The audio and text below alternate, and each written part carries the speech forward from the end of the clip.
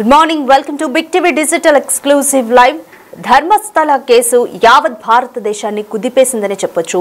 ఈ కేసుకి సంబంధించి రోజుకు ఒక కొత్త ట్విస్ట్ చోటు చేసుకుంటూనే ఉంటుంది. అయితే ఇప్పటివరకు మనం విన్నది ఈ కేసులో ఏంటి అనంటే ఎంతమంది అమ్మాయిలు కానీ ఎవరైనా మిస్ అయినా కానీ అక్కడ ఎఫ్ఐఆర్ కూడా నమోదు కాలేదు, ఎవరు ఎఫ్ఐఆర్ కూడా అప్పుడు పోలీసులు కూడా ఎవరు ఎఫ్ఐఆర్ తీసుకోలేదు అని. కానీ ఇప్పుడు తాజాగా ఒక వ్యక్తి తన కుటుంబానికి చెందిన పద్మలత అనే మహిళ మిస్ అయింది అంటూ సిట్ ముందుకు కంప్లైంట్ చేసేందుకు ముందుకొచ్చాడు. అంటే ఆయన ధర్మస్థల స్థానికుడిగా చెప్తున్నారు. ఆ స్థానికుడు తన కుటుంబంలో పద్మలత అనే మహిళ మిస్ అయింది కొన్నేళ్ల కిందట, కానీ కంప్లైంట్ చేసేందుకు ధైర్యం రాలేదు. ఇప్పుడు జరుగుతున్న విచారణతో కంప్లైంట్ చేసేందుకు ముందుకొచ్చాను అంటూ ఆ వ్యక్తి చెప్తున్నాడు. నిన్ననే రాత్రి పోలీసులకు ఆ స్థానికుడు ఫిర్యాదు చేశాడు. ఈ ఫిర్యాదుపై సిట్ రేపు స్పందించనుంది. తాను ధర్మస్థల ఖననాల కేసులో బాధితుడు అంటూ ఆ ఫిర్యాదుదారుడు చెప్పుకొచ్చాడు. తన కుటుంబంలోని పద్మలత అనే మహిళ కొన్నేళ్ల కిందట మిస్ అయింది అని అంటూ కూడా ఫిర్యాదు చేశాడు. ధర్మస్థలానికి చెందిన స్థానికుడు అంటూ చెప్తున్నాడు ఆ ఫిర్యాదుదారుడు. అయితే నిజాలు తెలియాలి అనే పోలీసులకు ఫిర్యాదు చేస్తున్నానంటూ చెప్పాడు. తన ఫిర్యాదుపై సిట్ అధికారులు స్పందిస్తామని కూడా హామీ ఇచ్చారు. సిట్ దర్యాప్తుతో ధైర్యంగా ఇప్పుడు ముందుకొచ్చానంటూ కూడా ఫిర్యాదుదారుడు చెప్తున్నాడు. తనతో పాటు ఇంకా 5 నుంచి 6 కూడా ఈ జరిగిన ఘటనలపై సమాచారం ఇచ్చేందుకు సిద్ధంగా ఉన్నాము అంటూ కూడా ఆ ఫిర్యాదుదారుడు చెప్తున్నాడు. ఖననాలు చేస్తుండగా తాను చూశానంటున్నాడు స్థానికుడు. అయితే వాళ్ళెవరో తెలియదని చెప్తున్నాడు. ధర్మస్థలకు చెందిన వ్యక్తి ఇన్నాళ్లు చెప్పేందుకు ధైర్యం సరిపోలేదంటూ కూడా ఆయన వ్యాఖ్యానించాడు. తన దగ్గర అనేక సాక్ష్యాలు ఉన్నాయని కూడా స్థానికుడు చెప్తున్నాడు. ఇప్పుడు సిట్ బృందం దర్యాప్తుతో ఆ పారిశుద్ధ్య కార్మికుడు బయట పెట్టబట్టి ఈ ఘటన అంతా కూడా బయటపడుతుంది. ఇప్పుడు సిట్ దర్యాప్తు చేస్తుంది కాబట్టి ఆ ధైర్యంతోనే ముందుకొచ్చి ఫిర్యాదు చేస్తున్నానంటూ కూడా ఆ స్థానికుడు అయితే చెప్తున్నాడు. త్వరలోనే అనేక నిజాలు బయటకు వస్తాయంటూ కూడా ఆశాభావం వ్యక్తం చేస్తున్నారు. తన దగ్గర సాక్ష్యాలు కూడా ఉన్నాయంటూ కూడా ఆ ఫిర్యాదుదారుడు చెప్తున్నాడు. సో ఆ ఫిర్యాదుదారుడు ఏం చెప్పాడో ఒకసారి మనం చూద్దాం.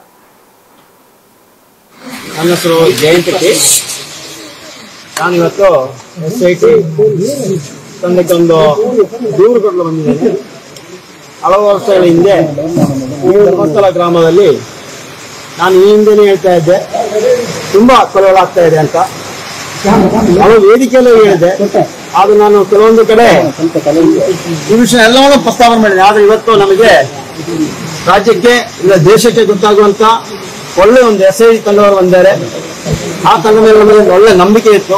ಅದಕ್ಕೋಸ್ಕರ ಇವತ್ತು ಬಂದು ನನ್ನ ದೂರನ್ನು ಇವತ್ತು ಅವರಿಗೆ ಕೊಟ್ಟಿದ್ದೀವಿ. ಆದ್ರೆ ಅದಕ್ಕೆ ಇವಾಗ ನಾಳೆ ರಜಾ ದಿನ, ಸೋಮವಾರ ಬನ್ನಿ ಅಂತ ಹೇಳಿದ್ದಾರೆ. ಸೋಮವಾರ ಬಂದ್ಬಿಟ್ಟು ಎಲ್ಲ ವಿಷಯವನ್ನು ತಿಳಿಸಿದ್ದೀನಿ ಅವರಿಗೆ, SIT ಅವರಿಗೆ ಎಲ್ಲಾ ಮಾಹಿತಿಯನ್ನು ತಿಳಿಸ್ತೀವಿ. ಅವ್ರು ಯಾವುದೇ ರೀತಿಯಲ್ಲೂ ಅದರ ಮಾಹಿತಿಯನ್ನು ಅವರ ಕೊಡಲ್ಲ ಅಂತ ಒಂದು ಧೈರ್ಯ ಇದೆ. ಅದಕ್ಕೋಸ್ಕರ ನಾನು ಹೇಳಿರುವುದು ಮುಂದಿನ ದಿನದಲ್ಲಿ ಆ ತನಿಖೆ ನೋಡೋಣ ಏನಾಗ್ತಾ ಅಂತ. ಅದು ಒಂದು ಕೊಲೆನೇ ಆಗಿರೋದು. ಬಂದು ಅದು ಯಾರೋ ಒಬ್ರು ಇದಕ್ಕೆ ಬೇಕಾದವರು ಮಧ್ಯೆ ನಿಂತು ಅದನ್ನು ಮುಚ್ಚಿ ಹಾಕಿದ್ರು. ಈ ವಿಷಯದಲ್ಲಿ ಇವತ್ತು ಬಂದಿದ್ದೀನಿ. ಮುಂದಿನ ದಿನಗಳಲ್ಲಿ ನಾವು ಹೇಳ್ತಾ ಇರೋದು ನೋಡಿ, ಧರ್ಮಸ್ಥಳ ಗ್ರಾಮದಲ್ಲಿ ತುಂಬಾ ಕೊಲೆಗಳಾಗಿದೆ, ಎಲ್ಲರೂ ಗೊತ್ತ ವಿಷಯನೇ. ಆದರೂ ಯಾರೊಬ್ಬರು ಮುಂದೆ ಬಂದು ದೂರುಗಳಿಗೆ ಮುಂದೆ ಬರ್ತಾ ಇಲ್ಲ. ಯಾಕೆ ಭಯದ ವಾತಾವರಣ ಆಗಿದೆ. ಆ ಭಯದ ವಾತಾವರಣ ಇಂದು ಈ SIT ತಂಡ, ರಾಜ್ಯ ಸರ್ಕಾರದ SIT ತಂಡ ದೂರ ಮಾಡಿದೆ. ಅದಕ್ಕೋಸ್ಕರ ನಾವು ಹೇಳ್ತಾ ಇರೋದು ನೋಡಿ, ನಾವು ಬಂದಿದ್ವಿ, ನಮ್ಮದು ಇನ್ನೊಂದು 5-6 ಜನ ಅವರೇ ಬರ್ತೀವಿ ಅಂತ ಹೇಳ್ತಾ ಇದ್ದಾರೆ. ಎಲ್ಲರೂ ಬಂದು ನಿಮ್ಮ ನೋವನ್ನು SIT ತಂಡಕ್ಕೆ ಹಂಚಿಕೊಳ್ಳಿ ಅಂತ ಹೇಳ್ತಾ ಇದ್ದೀವಿ. ದೂರ ಕೊಡಕ್ಕೆ ಯಾರಾದ್ರೂ ಬಂದ್ರ? ನಾನೇ ಬಂದಿದ್ದೀನಿ. ನನ್ನ ಅನುಭವ, ನಾನು ನೋಡಿರೋ ವಿಷಯ, ನೋಡಿರೋ ವಿಷಯ ಧರ್ಮಸ್ಥಳ ಗ್ರಾಮದಲ್ಲಿ ಆಗಿರೋ ವಿಷಯ, ಕಣ್ಣಾರೆ ನೋಡಿರೋ ವಿಷಯ. ಯಾರು ಕೊಲೆ ಮಾಡಿದ್ದು? ಅದು ಕೊಲೆ ಮಾಡಿರೋದು ಯಾರಂತ ಗೊತ್ತಿಲ್ಲ ನನಗೆ. ಕಂಡಿರೋದಂತೆ ಡೆಡ್ ಬಾಡಿ. ಯಾರೋ ಒಬ್ರು ಬಂದ ಮುಚ್ಚಾಕಿದ್ದಾರೆ. ಯಾವುದೇ ಒಂದು ಕಾರಣಕ್ಕೂ ಒಂದು ಡೆಡ್ ಬಾಡಿ ಸಿಕ್ಕಿ ಪೊಲೀಸರಿಗೆ ಮಾಹಿತಿ ಕೊಟ್ರೆ ಪೊಲೀಸರು ಬಂದವರನ್ನು ಅದನ್ನೊಂದು ಹಾಸ್ಪಿಟಲ್ ಸಾಗಿಸಬೇಕು, ಮರಣೋತ್ತರ ಪರೀಕ್ಷೆ ಮಾಡಬೇಕು. ಆ ನಂತರ ಆ ತಾಲೂಕು ವ್ಯಾಪ್ತಿಯಲ್ಲಿ ಉತ್ತರಬೇಕು. ಹೌದು ತಾನೆ? ಅದು ಕಾನೂನು ಪ್ರಕಾರವಾಗಿಲ್ಲ. ಇದು ಯಾವುದೇ ಕಾರಣಕ್ಕೂ ಒಂದು FIR ಮಾಡಿಲ್ಲ, ಹಾಸ್ಪಿಟಲ್ ಬಾಡಿ ಎತ್ಕೊಂಡು ಹೋಗಿಲ್ಲ. ಅಲ್ಲೇ ಬಂದು ದೂರು ಕೊಟ್ಟು 1 ವಾರ ನಂತರ ಬಂದಿರೋದು. ಬಂದು ಅಲ್ಲೇ ಉತ್ತಾಕಿದ್ರು. ಯಾರು ಉತ್ತಾಕಿದ್ರು? ಅದು ಉತ್ತಾಕಿರೋದು ವಿಷಯ ಇದೆ. ಅದು ಉತ್ತ ಎಲ್ಲ ಮಾಹಿತಿ ನೀವು ನೋಡಿದ್ದೀವಿ. ನಾನು ನೋಡಿದೀನಿ. ನೀವು ಪೊಲೀಸಿಗೆ ತಿಳಿಸಿಲ್ಲ? ಪೊಲೀಸಿಗೆ ಆಗಲ್ಲ. ಅವತ್ತು ಆಗಲ್ಲ. ಇವತ್ತು ಇಷ್ಟಿದ್ದು ಆಗ್ತಾ ಇಲ್ಲ, ಅವತ್ತು ಆಗ್ತಾ ಇರಲ್ಲ. ಅದಕ್ಕೆ ಅವತ್ತು ಹೇಳಿಲ್ಲ. ಇವತ್ತು ಬಂತು ನನಗೆ ಟೈಮ್, ಇವತ್ತು ಬಂತು. ಅದೊಂದು ಆಯ್ತು, ಒಂದು 15 ವರ್ಷ ಆಗಿದೆ, ಜಾಸ್ತಿ ಆಗಿದೆ. ಡೇಟ್ ಎಲ್ಲ ನೆನಪಿದೆ. ಎಲ್ಲವನ್ನು ಮಹಿಳೆದು. ಸಣ್ಣವರು ಊಟ ಸ್ಥಳ ಎಲ್ಲ ಗೊತ್ತಿಲ್ಲ. ವಯಸ್ಸಿನ ಅಂದಾಜು ಒಂದು 13-14 ಯಾವ ತರ ಇರ್ಬೋದು ಅಷ್ಟೇ ಗೊತ್ತಿಲ್ಲ. ಧರ್ಮಸ್ಥಳ ಗ್ರಾಮ ಅಂದ್ರೆ ಯಾವ ಏರಿಯಾದಲ್ಲಿ ಅದಿಲ್ಲ, ಅದು ಅಲ್ಲಿಯೇ ಕೊಟ್ಟಿದ್ದೇನೆ. ಅವರ ಸಂಖ್ಯೆ ಮಾತ್ರ ಮುಖ್ಯ ಅಂತ ಮುಂದುವರಿಸ್ತಾರೆ. ಓಕೆ, ಈಗ ನಿಮ್ಮ ಹಿಂದೆ ಅಂದ್ರೆ ಇಷ್ಟು ವರ್ಷಗಳ ಕಾಲ ನೀವು ದೂರು ಕೊಡದೇ ಇರೋರು ಇವತ್ತು ಮುಂದೆ ಬಂದು ಕೊಡ್ತಿದ್ದೀರಾ ಅಂದ್ರೆ ಈ ಒಂದು ಪ್ರಕರಣದಲ್ಲಿರುವಂತ ಸಾಕ್ಷ್ಯ ಹೇಳದಂತ ವಿಚಾರಗಳು ವಾಸ್ತವದಲ್ಲಿ ಕಂಡು ಬರ್ತಿಲ್ಲ ಅನ್ನೋ ಕಾರಣದಿಂದ ನೀವು ಸೃಷ್ಟಿಯಾದಂತ ಸಾಕ್ಷ್ಯ ಅನ್ನಲ್ಲ ಅನ್ನೋದಕ್ಕೆ ಹೆಂಗಾರೆ ಸರಿ. ಅದು ಇವಾಗ ನಾಳೆ SIT ಕೊಡ್ತೀವಿ, SIT ತನಿಖೆ ಮಾಡ್ತಾರೆ, ಆವಾಗ ಗೊತ್ತಾಗುತ್ತೆ. ಅವತ್ತು ನಾನು ಸುಮ್ಮನೆ ಬಂದಿಲ್ಲ, ನಾನು ಒಬ್ಬನೇ ಬಂದಿಲ್ಲ, ಶಿಷ್ಟಿ ಅಂತ ಬಂದಿಲ್ಲ, ದಾಖಲೆ ಸಮೇತ, ಸಾಕ್ಷಿ ಸಮೇತ, ಅದಕ್ಕಿರುವ ಸಾಕ್ಷಿ ಅವತ್ತು ಯಾರೆಲ್ಲ ಇದ್ರು ಎಲ್ಲವನ್ನು ಹೇಳಿ ಮಾತಾಡಿ ಬಂದ್ರು. ಅವತ್ತು ನೋಡಿದೀನಿ, ಅದನ್ನ ಇವತ್ತು ಬಿಚ್ಚಿಡ್ತಾ ಇದ್ದೀನಿ. ಇಷ್ಟು ದಿನ ಆಗಿಲ್ಲ, ಇವತ್ತದು ಮಾಡ್ತಾ ಇದ್ದೀನಿ. ಅದೇ ಹೇಳಿದಿನಲ್ಲ, ಈ SIT ಅಂತ ಬಂದಕ್ಕೆ ಮಾತ್ರ ಇಲ್ಲ ಕೊಡ್ಲಿಕ್ಕೆ ಆಗಲ್ಲ. ಇವತ್ತು ಬೇರೆ ಇದೆ ಸರ್. ಇಷ್ಟು ವರ್ಷ ಏನು ಕೊಡಕ್ಕಾಗಿಲ್ಲ ಸರ್, ಇಷ್ಟು ವರ್ಷ ಯಾವ ಪ್ರಕರಣ ಸರ್ ಮುಂದೆ ಬಂದಿರೋದು? ಧರ್ಮಸ್ಥಳ ಗ್ರಾಮದಲ್ಲಿ ಯಾವ ಪ್ರಕರಣ ತನಿಖೆ ಆಗಿ ಮುಂದೆ ಬಂದಿರೋದು? ನಿಮ್ ಪ್ರಕಾರ ಏನಾಗ್ತಿದೆ? ಯಾವುದು ಏನಾಗ್ತಿದೆ? ಏನು ಕಂಪ್ಲೇಂಟ್ ಪೊಲೀಸ್ ಡ್ಯೂಟಿ ಕಂಪ್ಲೇಂಟ್ ತಗೊಳ್ಳೋದಲ್ವಾ? ತಗೊಳ್ಬೇಕಿತ್ತಲ್ಲ, ಅದು ಆಗ್ತಾ ಇಲ್ವಲ್ಲ.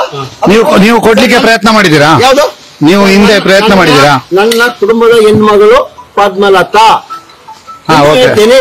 ನನ್ನ ಕುಟುಂಬದ ಹೆಣ್ಮಗಳು ಪದ್ಮಲತಾ ಏನಾಗಿದೆ ಇವತ್ತು ಸಾಕ್ಷಿ ಇದೆ, ಜೀವಂತ ಸಾಕ್ಷಿಯವರಿದ್ದಾರೆ. ಎಲ್ಲಿ ಕರ್ಕೊಂಡು ಯಾರು ಕರ್ಕೊಂಡು ಎಲ್ಲ ಇದೆ. ಅದನ್ನು SIT ಅವರು ಕೊಡ್ಲಿಕ್ಕೆ ಬರ್ತಾ ಇದ್ದಾರೆ.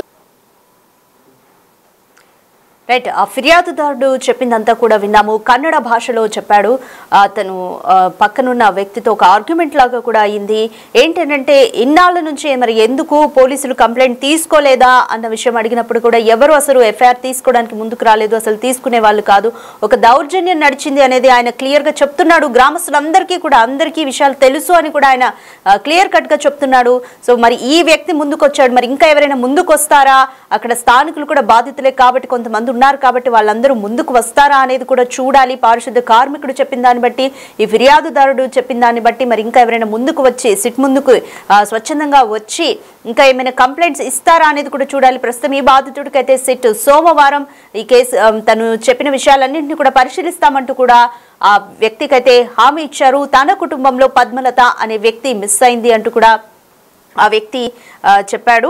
కాబట్టి ఎక్కడ అంటే ఆ గ్రామంలో ఎంతటి దౌర్జన్యం నడిచింది అనేది కూడా తను క్లియర్ గా మీడియా ముందుకు వచ్చి చెప్పాడు, సిట్ ముందుకు వచ్చి చెప్పే ప్రయత్నం చేశాడు. అయితే ప్రస్తుతం మా ఎగ్జిక్యూటివ్ ఎడిటర్ అశోక్ కూడా ధర్మస్థలాలోనే ఉన్నారు. సో అక్కడ అప్డేట్స్ ఎప్పటికప్పుడు మీకు అందించడానికి అశోక్ ధర్మస్థలాలోనే ఉన్నారు. సో ఇంకా ఆయన అందించే మోర్ డీటెయిల్స్ కూడా ప్రస్తుతం చూద్దాం. దొరికిన ఆధారాలను బట్టి కనుక కర్ణాటక సీఎం సిద్ధరామయ్య కనుక సీరియస్ యాక్షన్ తీసుకోగలిగితే మళ్ళీ నెక్స్ట్ ఎన్నికల్లో దీని ప్రభావం చాలా ఎక్కువగా ఉంటుంది.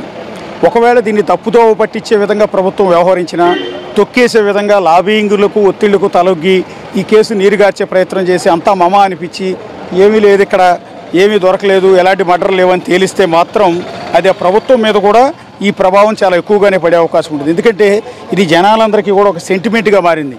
యావత్ భారతదేశం మొత్తం కూడా డిస్కషన్ నడుస్తోంది. ఒక సంచలనం అయింది. 450 మందిని చంపారు అనేది అతిపెద్ద అలిగేషన్. సో వాళ్ళందరినీ అత్యాచారాలు చేసి పూడ్చిపెట్టారు అనేది ఇంకొక అలిగేషన్. చనిపోయిన ఎవరైతే మిస్ అయిపోయిన బాధితుల తరపున వాళ్ళ కుటుంబ సభ్యులు ఇప్పటికీ పోలీస్ స్టేషన్ చుట్టూ తిరుగుతున్నారు. చనిపోయి అత్యాచారానికి గురై డెడ్ బాడీ దొరికిన వాళ్ళ కుటుంబ సభ్యులు న్యాయం కోసం పోరాడుతూనే ఉన్నారు. వీటన్నిటికి తోడు ఈ చంపిన వాళ్ళందరినీ మేమే పూడ్చిపెట్టడానికి సహకరించాను అని పబ్లిక్గా మీడియా ముందుకు, పోలీసుల ముందుకి వచ్చి ఒప్పుకున్న విజిల్ బ్లోయర్ కూడా ఇక్కడ సాక్షిగా ఉన్నాడు. ఇంత ఉన్న నేపథ్యంలో దీన్ని మమ అనిపించి నీరుగార్చి ఏమీ లేదని చెప్పే ఆస్కారం లేదు. ఇక్కడ దొరికే ఆధారాలను బట్టి ఈ కేసును చాలా సీరియస్గా ఇన్వెస్టిగేషన్ చేసే అవకాశం చాలా క్లియర్గా కనిపిస్తోంది. సో ఆ ఇన్వెస్టిగేషన్ ఎంతలా చేస్తారు అనేది ఇప్పుడు ఫర్ ఎగ్జాంపుల్ విజిల్ బ్లోయర్ అనుకుంటున్న ఆ శానిటరీ ఎంప్లాయీ 10 ఏళ్ల తర్వాత తిరిగి వచ్చి సో విచారణకు సహకరిస్తాను, నేను ఇంతమందిని చంపారు, ఇంతమందిని పూడ్చారు, ఆ పూడ్చిన లొకేషన్లన్నీ మీకు చూపిస్తానని ఒప్పుకున్న వ్యక్తిని స్వయంగా సిట్ బృందంలో ఉన్న అధికారి మంజునాథ్ గౌడే బెదిరించాడు అని వాళ్ళ లాయర్ స్వయంగా పోలీస్ స్టేషన్లో కంప్లైంట్ ఇచ్చారు. అంటే సిచ్యువేషన్ ఎంత ఘోరంగా ఉందో అర్థం చేసుకోవచ్చు. ఇక్కడ కవరేజ్కి వచ్చిన మీడియా వాళ్ళు ఇక్కడ తక్షణం ఇక్కడ నుంచి వెళ్ళిపోవాలి, లేకపోతే మీ ప్రాణాలకి హాని ఉంటుందని ఇండైరెక్ట్గా బెదిరింపులకు పాల్పడుతున్నారు. ఏ హోటళ్లలో మీడియా వాళ్ళు స్టే చేశారు, ఏ రాష్ట్రాల నుంచి వచ్చారు, కన్నడ మీడియా ఎంతమంది, తెలుగు మీడియా ఎంతమంది, తమిళ మీడియా, మలయాళీ మీడియా ఎంతమంది, నేషనల్ మీడియా వాళ్ళు ఎంతమంది ఉన్నారో వెరిఫై చేస్తూ ఉన్నారు. ఎక్కడికక్కడ అంటే ఇంత భయంకరమైన సిచ్యువేషన్ ఎక్కడ ఉంది. వీటన్నిటికీ కూడా ఒత్తిళ్లకు తలొగ్గి ప్రభుత్వం కనుక ఎలాంటి చర్యలు తీసుకోకపోతే అది సర్కారు మీద చాలా సివియర్ ఎఫెక్ట్ పడే అవకాశం ఉంది. ఇన్నాళ్ళకి జనాలందరికీ ఒక హోప్ వచ్చింది. పర్టికులర్గా ధర్మస్థలి ఈ చుట్టుపక్కల గ్రామాల్లో ఎవరైతే బాధితులను కోల్పోయారో, బంధువులను కోల్పోయారో వాళ్ళందరికీ ఒక హోప్ వచ్చింది, ఇన్నాళ్ళకైనా న్యాయం జరుగుతుంది అని. సో ఇలాంటి దశలో సిట్టు బృందం ఏమాత్రం వెనక్కి తగ్గినా, లేకపోతే ప్రభుత్వం నిర్లక్ష్యంగా వ్యవహరించినా, నీరుగార్చే ప్రయత్నం చేసినా కూడా చాలా సీరియస్ యాక్షన్ ఉండే అవకాశం ఉంటుంది. సో ఈ ఘాతుకాలన్నిటికీ కూడా పాల్పడ్డారని ఆరోపణలు ఎదుర్కొంటున్న బృందం ఇప్పటికి కూడా వెనక తగ్గట్లా లేదు. వాళ్ళు ఇంతవరకు అయితే ఎలాంటి రెస్పాన్స్ లేదు. వాళ్ళు ఏమంటున్నారంటే ఇలాంటిది అంతా కూడా తప్పుడు ఆరోపణలు, కావాలంటే ఎంక్వైరీ చేసుకోండి, బయట పెట్టుకోండి అంటూ ఒక పత్రికా ప్రకటన ఒకటి రిలీజ్ చేశారు. ఏదైతే ధర్మస్థల క్షేత్రం తరపున ఒక ప్రతినిధి ఒక ప్రెస్ నోట్తో సరిపెట్టేసుకున్నారు. అంటే వాళ్ళు ఎప్పటికీ కూడా ధైర్యంగానే ఉన్నారు. ఇది ఇప్పటిది కాదు, మళ్ళీ చెప్తున్నాను, 1979 నుంచి ఇక్కడ అక్రమాలు జరుగుతూనే ఉన్నాయి, ఇక్కడ ప్రాణాలు పోతూనే ఉన్నాయి, అత్యాచారాలు జరుగుతూనే ఉన్నాయి, డెడ్ బాడీని మాయం చేయటం జరుగుతూ ఉంది. సో ఇంత జరుగుతున్నా ఇన్నేళ్లు మేనేజ్ చేసుకున్న వాళ్ళం ఇప్పుడు మేనేజ్ చేసుకోవడం పెద్ద కష్టం కాదని అనుకుంటూ ఉన్నారా? ప్రభుత్వాలు మా చేతుల్లో ఉన్నాయి, అధికారులు మా చేతుల్లో ఉన్నారని అనుకుంటూ ఉన్నారా? డబ్బు ఉంది, మాకు పేరుంది కాబట్టి మేనేజ్ చేయగలం ఏదైనా అనేది అనుకుంటూ ఉన్నారా? ఏమో తెలియదు. కానీ ఇప్పటికీ కూడా చాలా కాన్ఫిడెన్స్తో వాళ్ళు అయితే ఉన్నారు. అంతే తప్ప దీని మీద వివరణ ఇచ్చే ప్రయత్నం కానీ, అసలు ఇంతమంది మిస్ అయిన, అత్యాచారాలకు గురైన, హత్యకు గురైన వాళ్ళందరూ కూడా వేలు పెట్టి ధర్మస్థల క్షేత్రం నిర్వాహకులని వేలెత్తి చూపిస్తున్నారు అంటే దాని ఎందుకు వివరణ ఇవ్వటం లేదు? ఆ బాధితుల అందరికీ కూడా ఒక క్లారిటీ, ఒకవేళ మీ తప్పు ఏమీ లేకపోతే ఇది మా తప్పు కాదు, మా మీద లేనిపోని నిందలు మోపుతున్నారని వాళ్ళతో మాట్లాడచ్చు. కానీ అలాంటి కార్యక్రమాలు ఎక్కడ కూడా చేయటం లేదు. ఇప్పుడు వరకు 9వ నంబర్ లొకేషన్లో తవ్వకాలు జరిపారు కదా ఉదయం నుంచి. సో ఇప్పుడు 10వ నంబర్ లొకేషన్లోకి మార్చారు. సిబ్బంది మొత్తాన్ని కూడా 10వ నంబర్ లొకేషన్లోకి, అంటే ఇదిగో ఇక్కడికి తీసుకొస్తూ ఉన్నారు. సో ఇక్కడ తవ్వకాలు అనేది స్టార్ట్ చేయబోతున్నారు. ఇదిగో ఈ పరదాల వెనక, సో 2వ లొకేషన్లో ఇక్కడ తవ్వకాలు చేయడానికి చేస్తూ ఉన్నారు. సిబ్బంది కూడా పనిచేస్తూ ఉన్నారు. సో ఇక్కడ మీరు ఒకసారి గమనించవచ్చు. ఇది ఇక్కడ వెనకాల చెట్లు కూడా నరుకుతూ ఉన్నారు. సో నరుకుతున్న సిబ్బంది మొత్తాన్ని కూడా మీరు ఎదురుగా దృశ్యాల్లో చూడొచ్చు. సో అంటే 2వ లొకేషన్లో తవ్వకాలు స్టార్ట్ చేస్తూ ఉన్నారు. మరి మొదటి లొకేషన్లో ఏమన్నా దొరికాయా లేదా అనేది ప్రస్తుతానికైతే క్లారిటీ లేదు. సో కానీ 2వ లొకేషన్లో తవ్వకాలు స్టార్ట్ చేశారు. సో అంటే సీరియస్గానే వర్క్ జరుగుతోంది. సో వెనక్కి తగ్గారని కొంత అనుమానాలు వచ్చాయి, కానీ లేదు, సీరియస్గానే వర్క్ జరుగుతున్నట్టుగా దీన్ని బట్టి చాలా స్పష్టంగా మనకైతే అర్థమవుతోంది. సో పటిష్ట భద్రతా ఏర్పాట్ల మధ్య పోలీసుల ఆధ్వర్యంలో తవ్వకాలు చేస్తున్నారు. వెనకాల చెట్లని నరుకుతున్న దృశ్యాలు కూడా మీరు ఒకసారి ఇక్కడ నుంచి స్పష్టంగా కనపడుతుంది. విజువల్లో మీరు ఒకసారి చూడండి. అక్కడ ఉన్న మనుషులు, కూలీలంతా కూడా చెట్ల కొమ్మలన్నింటినీ కూడా నరుకుతూ ఉన్నారు. ఎందుకంటే ముందుగా చెట్లు కొమ్మలన్నింటినీ కూడా నరికి దాన్ని క్లియర్ చేసి ఆ తర్వాత ప్రొక్లైనర్ తీసుకొచ్చి అక్కడ తవ్వుతూ ఉన్నారు. సో ఉదయం నుంచి దాదాపు 4 గంటల పాటు నాన్ స్టాప్గా తవ్వకాలు జరిపారు 9వ నంబర్ లొకేషన్. ఇప్పుడు మనకు ఎదురుగా ఉన్నది 10వ నంబర్ లొకేషన్. ఎవరైతే విజిల్ బ్లోయర్ ఉన్నారో, విజిల్ బ్లోయర్ ఇప్పటివరకు 16 లొకేషన్స్ చూపించారు కదా, అందులో 9వ నంబర్ లొకేషన్లో తవ్వకాలు అయిపోయాయి. సో ఇప్పుడు 10వ నంబర్ లొకేషన్లో ప్రస్తుతం తవ్వకాలు చేస్తున్నారు. మొత్తం ఆ చెట్లు ఊగుతున్న దృశ్యాలు కూడా మీరు ఒకసారి చూడొచ్చు. ఎందుకంటే కింద ఆ చెట్లన్నింటినీ కూడా వాళ్ళు ఎవరైతే కూలీలు ఉన్నారో వాళ్ళందరూ కూడా వచ్చి నరికి వేస్తున్నారు. అక్కడ ఉన్న ప్రొక్లైనర్ని కూడా ఇక్కడికి తీసుకొస్తూ ఉన్నారు. అది కూడా ఆ దృశ్యాల్లో కనిపిస్తోంది. సో 9వ నంబర్ లొకేషన్లో ఇప్పటివరకు తవ్వకాలు జరుపుతున్న ప్రొక్లైనర్ని ఇటు తీసుకొచ్చే ప్రయత్నం చేస్తూ ఉన్నారు. ఒకసారి ఇటువైపు ప్రొక్లైనర్ కూడా మీరు ఎదురుగా దృశ్యాల్లో చూడొచ్చు. ఆ చెట్ల మాటన ప్రొక్లైనర్, చిన్న ప్రొక్లైనర్ని తవ్వకాలకు వినియోగిస్తూ ఉన్నారు. ఆ ప్రొక్లైనర్ కూడా మీకు ఎదురుగా దృశ్యాల్లో కనిపిస్తుంది. బహుశా అక్కడి నుంచి ఆ ప్రొక్లైనర్ని ఈ 10వ నంబర్ లొకేషన్కి తీసుకొస్తూ ఉన్నారు. సో ఇక్కడైనా ఏమైనా దొరుకుతాయా లేదా అనేది ప్రస్తుతానికైతే క్లారిటీ లేదు. తవ్వకాలు బహుశా ఇవాళ రేపు కూడా జరిగే అవకాశం చాలా స్పష్టంగా కనిపిస్తుంది. సో ఒక్క లొకేషన్లో మాత్రమే తవ్వకాలు ఇప్పటివరకు పట్టింది అంటే 2వ లొకేషన్లో సాయంత్రం లోపు చేసే అవకాశం ఉంటుంది. ఇక 3-4 లొకేషన్స్ కూడా ఇక్కడే ఉన్నాయి. కాబట్టి వాటన్నింటినీ తవ్వకాలు జరపాలంటే రేపు కూడా జరిగే అవకాశం అయితే చాలా క్లియర్గా కనిపిస్తుంది. సో అతను ఎప్పుడైతే శానిటరీ ఎంప్లాయీగా ధర్మస్థల క్షేత్రం మంజునాథేశ్వర టెంపుల్లో శానిటరీ ఎంప్లాయీగా పనిచేయటం మొదలుపెట్టాడో 1995 నుంచి 1995 నుంచి 2014 పీరియడ్ వరకు అతను పనిచేశాడు. అంతకుముందు ఏం జరిగిందనేది అతనికి తెలియదు. సో ఈ పనిచేసిన పీరియడ్లో శానిటరీ ఎంప్లాయీగా ఉన్న నన్ను ఇలా అత్యాచారం చేసి చంపేసిన లేడీస్ మృతదేహాలని పూడ్చిపెట్టడానికి నన్ను పంపించేవాళ్ళు. సో అది నాకు ఇష్టం లేకపోయినా సరే ఇక్కడ ఎంప్లాయీని కాబట్టి ఉద్యోగంలోంచి తీసేస్తారన్న భయంతో పూడ్చిపెట్టడానికి నేను కూడా వెళ్ళాను. నాతో పాటు ఇంకా చాలామంది సిబ్బంది పూడ్చిపెట్టడానికి వచ్చేవాళ్ళు. చాలామంది అమ్మాయిల మృతదేహాలు నగ్నంగా ఉండేవి. వాళ్ళందరిపైన అత్యాచారం చేసినట్టు చాలా క్లియర్గా తేలేది. రెండోది వాళ్ళ ఒంటిపైన అనేక గాయాలు ఉండేవి.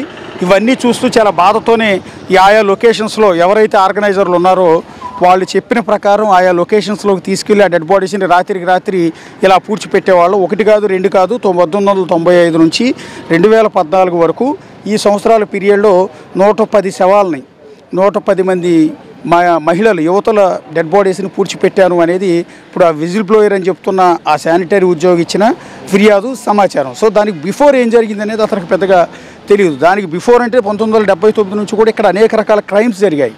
పర్టికులర్గా ఈ ధర్మస్థలంలో ఇక్కడ అనేక మంది మిస్ అయ్యారు, అనేక దురాఘాతాలు జరిగాయి, అత్యాచారాలు చేసి చంపేసిన ఘటనలు ఉన్నాయి. సో వాళ్ళందరూ మొత్తుకుంటున్నారు, కానీ ఎప్పుడు కూడా ఎక్కడ కూడా పట్టించుకోలేదు. ఎందుకంటే ఇక్కడ చట్టం వాళ్ళ చేతుల్లోనే ఉంటుంది, అనేక మాఫియా గ్యాంగులన్నీ కూడా వాళ్ళ చేతుల్లో ఉంటాయి. సో అన్నీ వాళ్ళ కంట్రోల్లోకి తీసుకుని ఏదైనా కూడా వాళ్ళ చేయగలిగిన ఒక పెద్ద లాబీయింగ్ వ్యవస్థ అనేది ఇక్కడ నడుస్తూ ఉంటుంది. కాబట్టి ఇది ఇప్పుడు ఈ వ్యక్తి ఎవరైతే ఉన్నారో ఇతను బయటకు వచ్చి చెప్పిన తర్వాత మాత్రమే ఒక్కరొక్కరుగా బాధితులంతా కూడా బయటకు వస్తున్నారు. పర్టికులర్గా సౌజన్య లాంటి, అనన్య భట్ లాంటి ఈ బాధితులంతా కూడా ఇప్పుడు తెర మీదకి వస్తున్నారు. మొన్నటి వరకు 6 లొకేషన్స్లో తవ్వకాలు దొరికారు. మొదట 5 లొకేషన్లో ఏం దొరకలేదు. 6వ లొకేషన్లో ఒక డెడ్ బాడీ దొరికింది, అది కూడా మేల్ది, పురుషుడిది అని చెప్తూ ఉన్నారు. రెండోది ఇప్పుడు 9-10 లొకేషన్స్లో ప్రస్తుతం తవ్వకాలు జరుగుతున్నాయి. ఇక్కడ కనుక ఒకవేళ డెడ్ బాడీస్ కానీ పుర్రెలు ఎముకలు లాంటివి అవి దొరికితే వాటిని ఫోరెన్సిక్ టీంకి పంపిస్తారు. అవి ఆడవాళ్ళవో మగవాళ్ళవో అనేది మొదట కొంత అంచనాకు వచ్చేస్తుంది. ఆ తర్వాత ఎవరెవరైతే మిస్ అయ్యారని కంప్లైంట్లు ఉన్నాయో ఈ పోలీస్ స్టేషన్లో వాళ్ళందరి డిఎన్ఏతో ఈ ఎముకల డిఎన్ఏని కంపేర్ చేసి వాళ్ళ డెడ్ బాడీ అయితే కనుక ఒక నిర్ధారణకు వస్తారు. మొదట ఫోరెన్సిక్ టీం ఇమీడియట్గా ఐడెంటిఫై చేస్తుంది. మగవాళ్ళ పుర్రె ఆడవాళ్ళ పుర్రె చాలా తేడా ఉంటుంది. ఆడవాళ్ళ పుర్రె భాగం మగవాళ్ళ పుర్రె భాగం ఇది ఆడవాళ్ళ మగవాళ్ళ అనేది, తర్వాత ఈ స్కెలిటన్ డిజైన్, ఈ మూతి డిజైన్ ఏదైతే ఉంటుందో పళ్ళ డిజైన్ ఆకృతిని బట్టి ఇది ఆడవాళ్ళ డెడ్ బాడీయా మగవాళ్ళ డెడ్ బాడీ అనేది ఇమీడియట్గానే నిర్ధారణకు వస్తారు. ఒకవేళ ఆడవాళ్ళది కనుక దొరికితే, మహిళా డెడ్ బాడీ కనుక దొరికితే ఈ ప్లేస్లో పెద్ద సంచలనం అవుతుంది, కేసులో అత్యంత కీలకం అవుతుంది. విజిల్ బ్లోయర్ చెప్పిందంతా కూడా నిజం అవుతుంది. ఇప్పుడు దేశం మొత్తం డిస్కషన్ జరుగుతున్న ఈ కేసులో మరింత ముందుకెళ్లే అవకాశం అయితే చాలా క్లియర్గా ఉంటుంది. సో డెడ్ బాడీ దొరికిన తర్వాత, ఈ శాంపిల్స్ ఎముకలు దొరికిన తర్వాత వాటిని మాయం చేయడానికి ఆస్కారం అయితే లేదు. కాబట్టి ఖచ్చితంగానే సీరియస్గానే ఇన్వెస్టిగేషన్ ముందుకెళ్ళే అవకాశం ఉంటుంది. కాకపోతే దొరుకుతాయా లేదా అనేది ఇప్పుడు ఇంట్రెస్టింగ్ ఉంది. అతను చెప్పిన లొకేషన్స్లో నిజంగా బాడీస్ దొరుకుతాయా లేదా అనేది ఇప్పుడు వెరీ ఇంట్రెస్టింగ్. దొరికిన ఆధారాలను బట్టి కనుక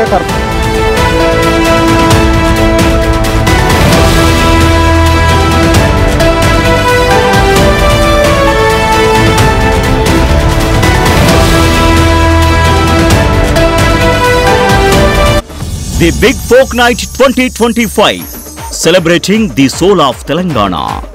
ఆగస్టు 23 సాయంత్రం 6 గంటల నుండి ఎల్బీ స్టేడియంలో. టికెట్స్ బుకింగ్ కోసం ఎంట్రీ వాలా యాప్ ను డౌన్లోడ్ చేసుకోండి.